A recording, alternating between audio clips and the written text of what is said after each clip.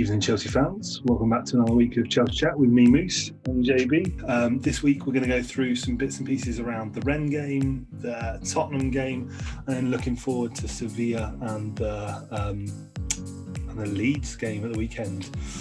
As always, don't forget to like, subscribe and hit the bell notification and comment below with any of your thoughts around what we're going to talk around today. So JB, interesting week. Not as great as we've had previously, not a bad week by any stretch of the imagination. Let's kick off with the Rennes game. So we've achieved, obviously, qualification into the last 16. What were your thoughts on the game? Interesting. It's quite a slow game to start with. Yeah, I think it's another one of those kind of games we've had this season where we go 1-0 up and then we just chill. We think job done. We relax a bit, and we don't really kind of go for the kill. I mean, to start the game, you know, I think we actually started it quite quickly, quite aggressively. Werner had an absolute worldie of a chance right at the beginning. Absolute sitter, should have buried that, and that probably would have made it a completely different game. But it opened up a little bit, and some good work from Mason Mount. Good ball through and managed to set Hudson-Odoi in for the first goal, which was good. Nicely finished. And then, as I said, once that happened, we just sat back and we just chilled. We got a little bit sloppy in the middle. We gave them far too many opportunities. They looked well up for it, obviously. Their first time in the Champions League, I believe. And so they obviously want to make an impression. And we kind of let them. Their striker didn't really have too much of a sniff most of the game. And then quite late on, obviously, he gets the equaliser and we're thinking, oh no, not ideal, especially with results in the other game. Wasn't going to be too good for us.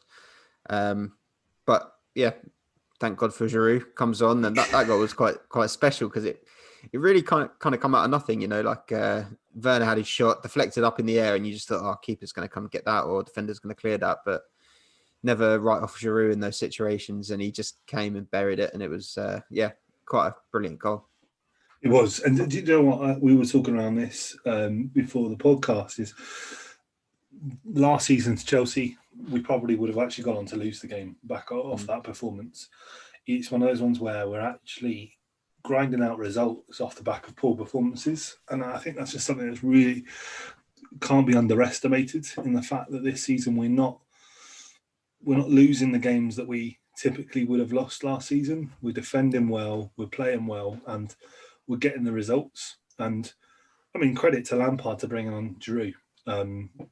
He's probably unfortunately be underutilised just based on the talent that you've got available. You can't really place him into the squad anytime soon. But when he does come on, he does deliver. I think sort of the stat today for the Tottenham game is he's the second highest scoring sub in the Premier League after Jermaine. And he's sort of going, that's why you bring him on. I mean, it's why you're seeing a lot of clubs sort of snip around for a January deal for him. I know he's 34. He's not getting as many game times as he probably deserves after his performance last season, but that's when you need him. It's important to have an impact sub. I don't think we've got another really amazing impact sub on the bench. Like, you've got some great players, but they need a bit of time to build into the game. But Giroud, with that, he's got that level of just sort of, he's got the experience, knows how these sorts of games play, knows how to come on and treat that sort of game.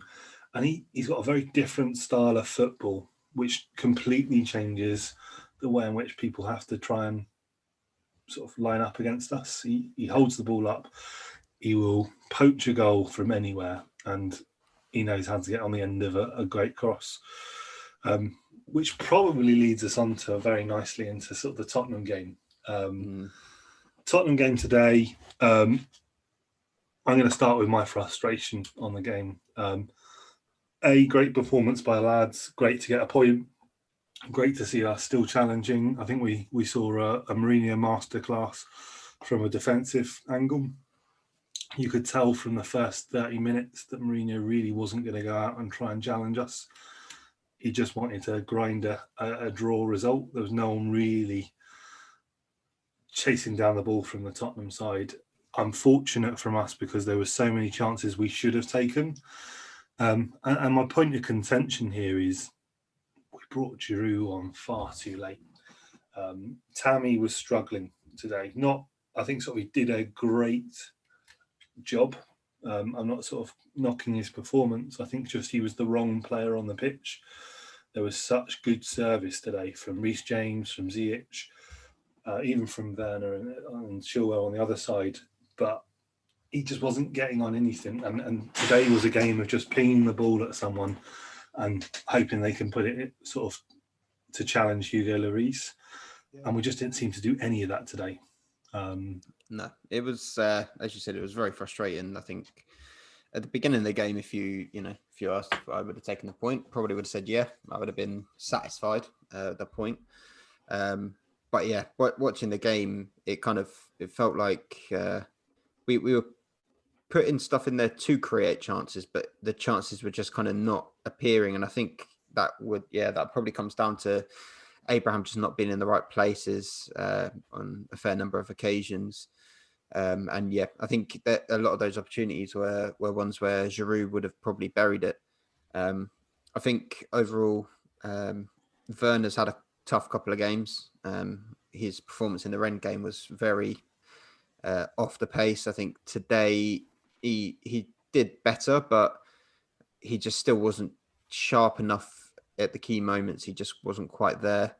I think Ziyech, some of his passes were just slightly off.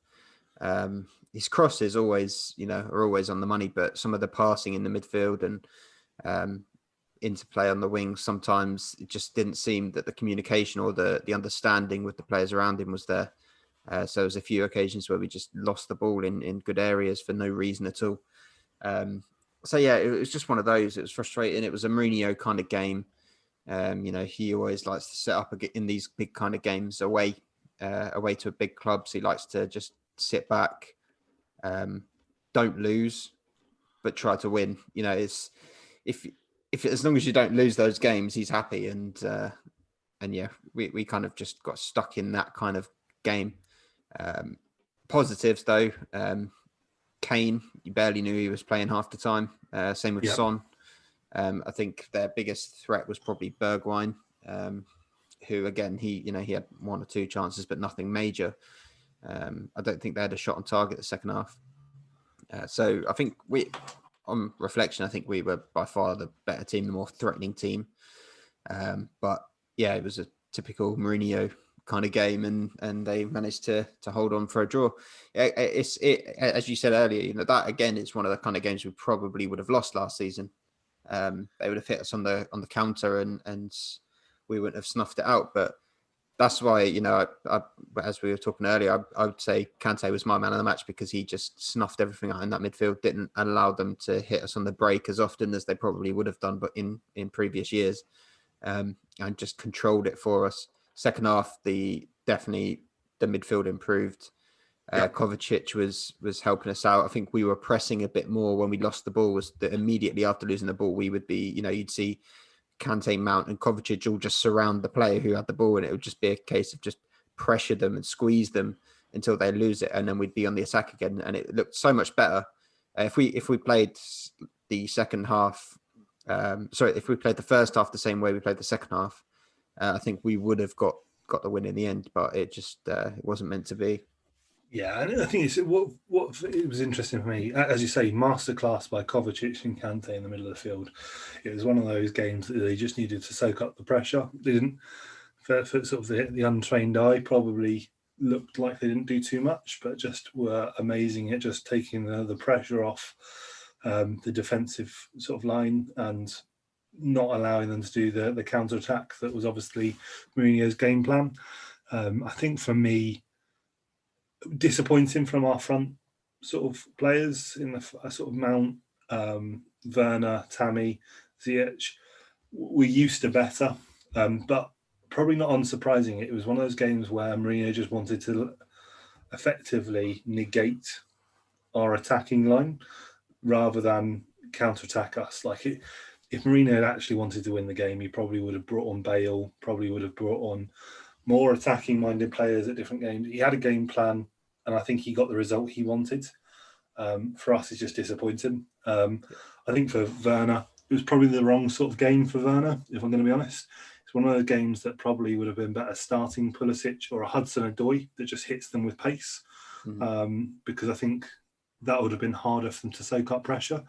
And I think Timo's also probably, I know he played a lot of it last season for Red Bull, but it is his best position is probably not out on the left wing. It is in the middle, but it's got to be the right sort of game for him to play down the middle. Tammy was the right sort of position to start with, but I think we just should have been quicker to react and understand how that game is being played. Tammy was obviously struggling. Giroud would have been better, and we literally just should have played onto the wings and hit the ball into the middle. Frustrating, but it keeps us in the title challenge. I think these sorts of games define your season. Not losing is a big part of that.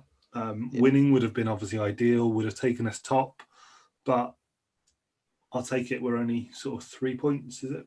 Seeing us in the top? It's very tight now. That result has really kind of opened things up, I think, for a number of teams up in the top. I think Tottenham have gone back to the top. I think Liverpool are next up, and then we're there with 2 points behind. So we're there or thereabouts. It's just we would have gone top with the win. We would have gone outright top, I think, or on goal difference. We would have been top if we'd won that game. So yeah, disappointing, but it's better than a loss. You know, we didn't lose the game, and we're giving ourselves a good chance still to push on. We've got some fixtures. You know, the games coming up in the league. I think it's Leeds, Everton, West Ham, and Wolves are our next 4. So I mean, they're not easy games by any stretch of the imagination. Especially, you know, Leeds playing very well this season. West Ham we always seem to struggle against, and they're even having a pretty good season. Everton, you know, they're a good start. They seem to be a little bit more shaky at the moment. I'd hope we can take advantage of that. And then Wolves, obviously, they're a very, very strong side, never easy to beat. So we've got some of those trickier fixtures, not the big teams, but those kind of peripheral teams. And so I think these will be the games where we feel like we should be winning, but we could trip up. So I'm hoping to see us come out of that run leading into like the Arsenal game on Boxing Day in a good position. If we can get through that kind of period, then we'll be looking very, very strong, I think. Definitely. I'll leave Leeds for a little bit. We'll jump into the Sevilla game, but I definitely agree. We need to gain some points over the next couple of games because we've got a very difficult Christmas break on Boxing Day. Obviously Arsenal, then we've got Aston Villa at home, City, and then Leicester. So that's not an easy run of games. You don't really want to have any points dropped prior to that. You want to sort of lead into that with a positive, that if you do drop points in those games, it doesn't hit you as hard. So let's move on to the Sevilla game. So we're already qualified. I don't think he'll necessarily rest players. I think he won't necessarily have the full starting 11. There may be some sort of Kante or Kovacic, I think, will drop out. I think Thiago Silva would be rightly rested for this sort of game, and bring in someone like a Christensen or Rudiger just to test their resolve. Because ideally, we still need to get top of the group. That's still sort of there. It doesn't go away just because you've qualified. But for me, just sort of a big one for us to sort of probably test out a few peripheral players just to see how we can bring them in. Also test out someone like Pulisic and those sorts of guys that are coming back from injury that we want to try and reintegrate into the squad. I wouldn't be surprised if he starts Giroud, purely on a sort of the fact basis that, do you know what, he's been a great servant for the club since he's joined. And I think he sort of deserves it a little bit. Be interesting to see his fit. I think that will be an interesting thing just to see the fixture line up. obviously we'll still want to finish top of the group. Sevilla are not an easy squad to play against. So we need to just test our resolve against some of the bigger clubs and also give us an opportunity to rest some of the key players. Yeah, I think the last season we kind of found out just how hard it can be when you don't finish top of the group, and then you get drawn up against Bayern Munich and gets slapped about, which was not nice. But we, as you said, we also need to balance that with being able to rest some players. I think Werner is screaming for a rest. I think he really needs a break. He's played every single game for us. I think he's started every single game for us. The one time we wanted to rest him, Pulisic got injured in the warm-up and Werner had to come in. So we definitely need to give him a break. And I think this could be the perfect opportunity. I know, we want to finish top of the group, but it's not exactly a bad thing to have Pulisic come in and rest Werner. And just kind of keep a similar team, but just a few changes here and there. It could be a good game if Gilmour is ready, fitness wise. Maybe not start him because it'd be his first game, but bring him on for a few, maybe half an hour, second half, and see how it goes from there. Obviously, if we win this game, then we will almost have won the group. So that's going to be quite important. Yeah. So, from my perspective, one of the things that I'd really like to see from this sort of game is probably see how they go and base a team around Havertz. Because I think what we've seen consistently this season is us struggle to fit him into the squad. You've got Mount, who's playing so well, who plays a very similar position to him, that it's very difficult to displace him based on our current system.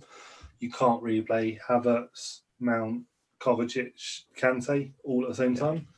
So how do you try and integrate him into the squad and maybe just give him a focal point, because he's struggled to hit the ground running. He's not hit the performances that people would have expected, but he's seen performances of other sort of players on the team probably take the limelight away from him, which is not a bad thing.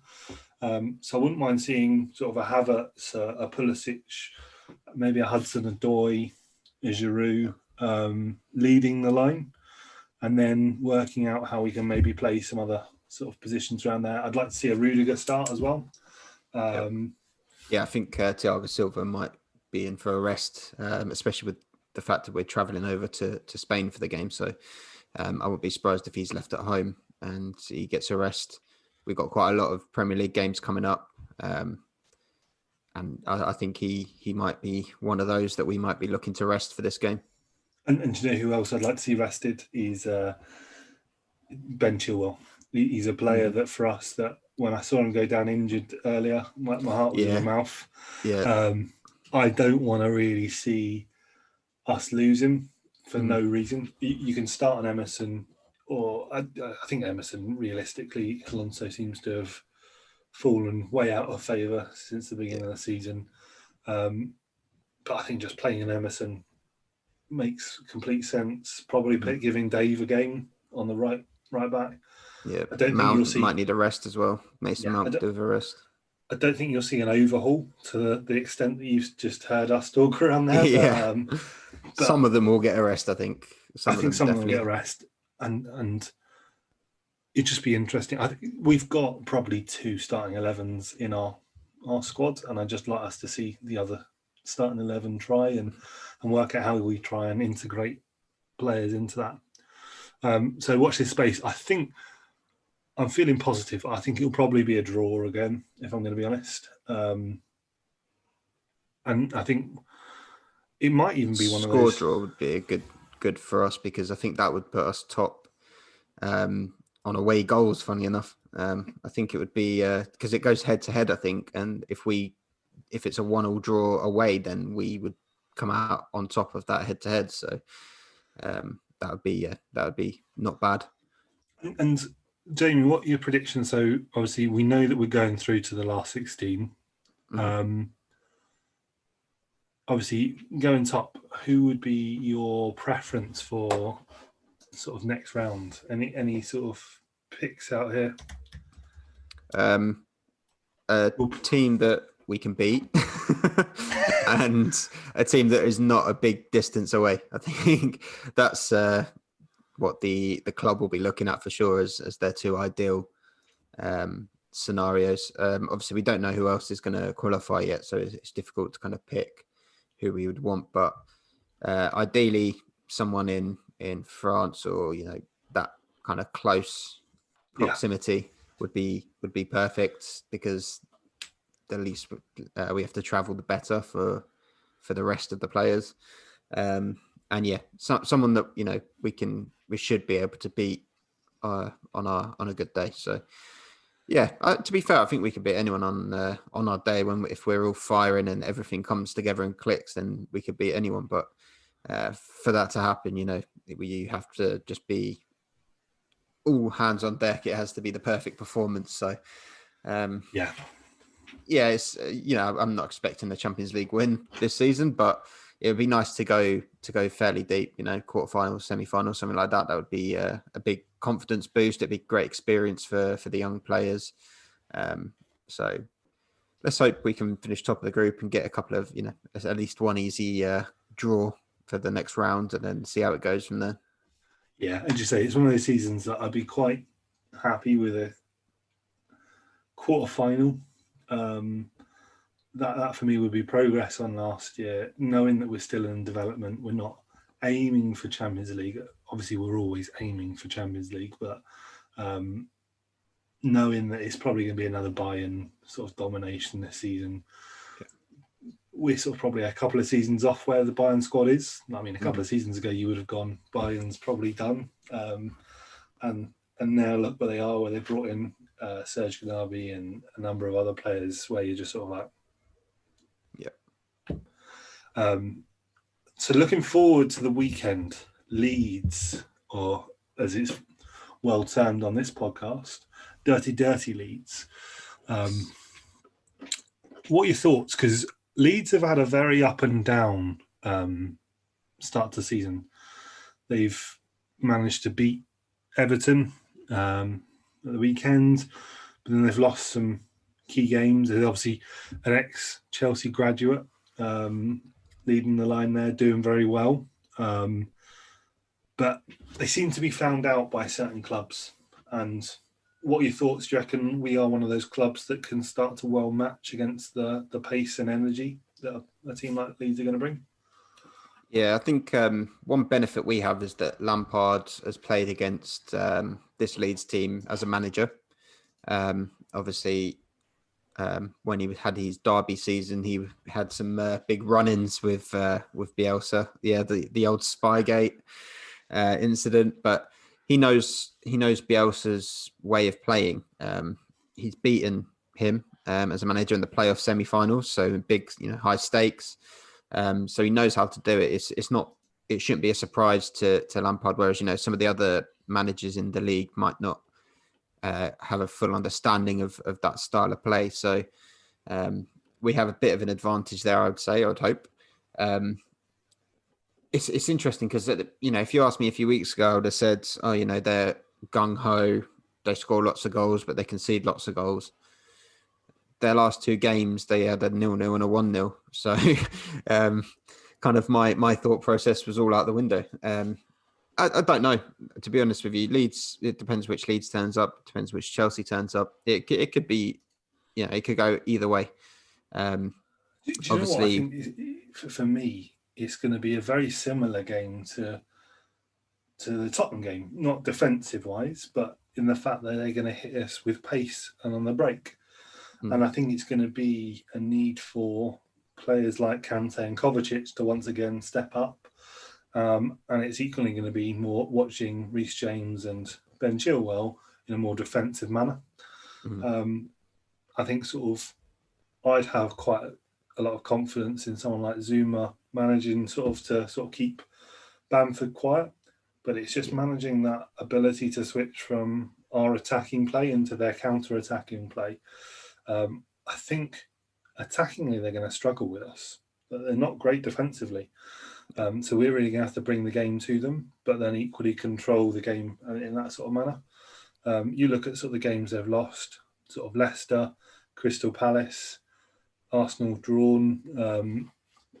sort of obviously you had sort of Liverpool sort of put them in their box at the start of the season, but I think you can't. They're like one of these clubs that comes up. It was the Sheffield United of last season. There's always one that comes up, and they always manage to catch the whole league on complete sort of completely unaware by just the pace. The pace just. I mean, it'd be one of those one-season wonders. Sort of people come in, sort of hit by pace, and then people learn and adapt to their game. Yeah.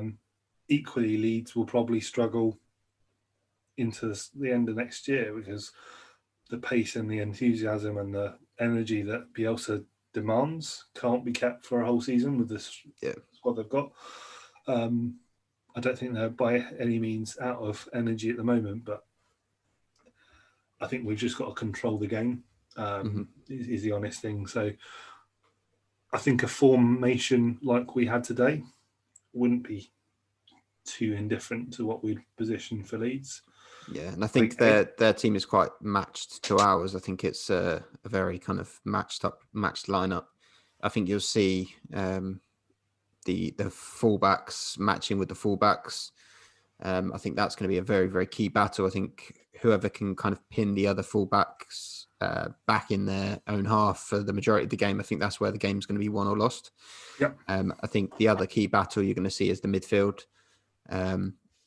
It'll be who dictates the game more, Kante or Calvin Phillips. Whichever one of those can kind of come out ahead. Not that they're going to be specifically battling against each other on the pitch, but whichever one of those will be the dictator of the match. And I think that will be a massive part of who comes out on top of that game. It's a really exciting game. It's one of those, as a Chelsea fan, Leeds coming back into the Premier League. It's one of the first ones I looked out for when the fixtures come out. Obviously, the big rivalry we have there, stemming back to before we were born. And it's good to finally see a Chelsea Leeds game. I was actually at the last Chelsea Leeds game at Stamford Bridge. Ranieri's last game in charge of Chelsea, all those years ago when I was just a little lad. That's how long ago it was since they were in the Premier League. And what a journey it's been since then. But I think for me, I'd like to see quite an offensive. So I'd like to see Pulisic. I'd like to see. Do you know what? I'd probably like to see Pulisic, Hudson-Odoi, and Werner lead the line for that game, hitting them with pace and just watching them, because their defence has been caught out so many times this season. I think with that pace and trickery, I think could be quite an interesting lineup. What are your thoughts? What are you going to go for on a score prediction? I think, as I said at the beginning, I think the fact that Lampard understands their way of playing is going to benefit us. So I think it'll be a 3-1 win for Chelsea. I'm going to go 2-0. So I've gone safe, but I'm definitely confident in our ability there. Well, I've got Bamford in my fantasy team, so if they're going to score it, it should be him. I might have to bring him in after seeing Jimenez go off injured, but I might leave him out until another week's time. Bring someone else in just as a make weight. I think sort of one of the things, sort of what we'll obviously do next week, we'll go through into sort of the weeks going forward. We'll also do a bit of a review as to sort of a few games in, who we think sort of our best first 11 are next week, and then look forward to sort of our run of games and go through that. As always, feel free to comment, like, subscribe, and hit the bell notification. We'd love to hear your thoughts as to the upcoming games, but also how Chelsea fared over the last couple of games too. And all that's left to say is, you stay classy, Chelsea fans.